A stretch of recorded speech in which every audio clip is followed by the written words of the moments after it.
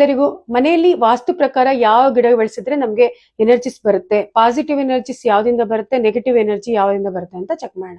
ಈಗ ಇದು money plant ಅಂತ ಹೇಳ್ತೀವಿ. ಸೊ ಇದನ್ನ ಎನರ್ಜಿ ಚೆಕ್ ಮಾಡೋಣ ಯಾವ ತರ ಇರುತ್ತೆ ಅಂತ. ನೋಡಿ ಇದ್ರ ಎನರ್ಜಿ ಹೆಂಗಿದೆ ಅಂತಂದ್ರೆ, ನೋಡಿ ಕ್ರಾಸ್ ಆಗ್ತಿದೆ. ಸೊ ಇದು ನೆಗೆಟಿವ್ ಎನರ್ಜಿ ಬರ್ತಾ ಇದೆ, ಇದರಿಂದ ನೆಗೆಟಿವ್ ಬರ್ತಿದೆ. ಸೊ ಈಗ ನಾವು ತುಳಸಿ ಇಟ್ಟು ನೋಡೋಣ, ಇದೇ ಜಾಗದಲ್ಲಿ ತುಳಸಿ ಇಟ್ಟರೆ ಏನಾಗುತ್ತೆ ನೋಡೋಣ. ಈಗ ತುಳಸಿ ಗಿಡ ಹೆಂಗಿದೆ, ಇದ್ರ ಎನರ್ಜಿ ಹೆಂಗಿದೆ ಚೆಕ್ ಮಾಡೋಣವಾ. ನೋಡಿ ನೋಡಿ ಎಷ್ಟು ಚೆನ್ನಾಗಿ ಓಪನ್ ಆಗ್ತಿದೆ. ಸೊ ಇದು ತುಂಬಾ ಪಾಸಿಟಿವ್. ಅದೇ ರಬ್ಬರ್ ಪ್ಲಾಂಟ್ ಇಟ್ಟರೆ ಹೆಂಗಿರುತ್ತೆ ಮನೇಲಿ, ಅದ್ರದ್ದು ಎನರ್ಜಿ ಚೆಕ್ ಮಾಡ್ತೀನಿ. ಈಗ ಈ ರಬ್ಬರ್ ಪ್ಲಾಂಟ್ ಅಲ್ಲಿ ಹೆಂಗಿದೆ ಎನರ್ಜಿ ಚೆಕ್ ಮಾಡೋಣ. ನೋಡಿ ನೋಡಿ ಎಷ್ಟು ಚೆನ್ನಾಗಿದೆ. ಅದಕ್ಕೆ ನಾವು ತುಳಸಿ ಗಿಡ ಆಗಲಿ ರಬ್ಬರ್ ಪ್ಲಾಂಟ್ಸ್ ಆಗಲಿ ಮನೇಲಿ ಇಟ್ಕೊಂಡ್ರೆ ನಮ್ಮಲ್ಲಿ ಪಾಸಿಟಿವ್ ಎನರ್ಜಿಸ್ ಇರುತ್ತೆ. ಯಾವುದೇ ನೆಗೆಟಿವ್ ಎನರ್ಜಿ ಒಳಗಡೆ ಬರ್ದಿರಂಗೆ ಇದು ಸಪೋರ್ಟ್ ಮಾಡುತ್ತೆ.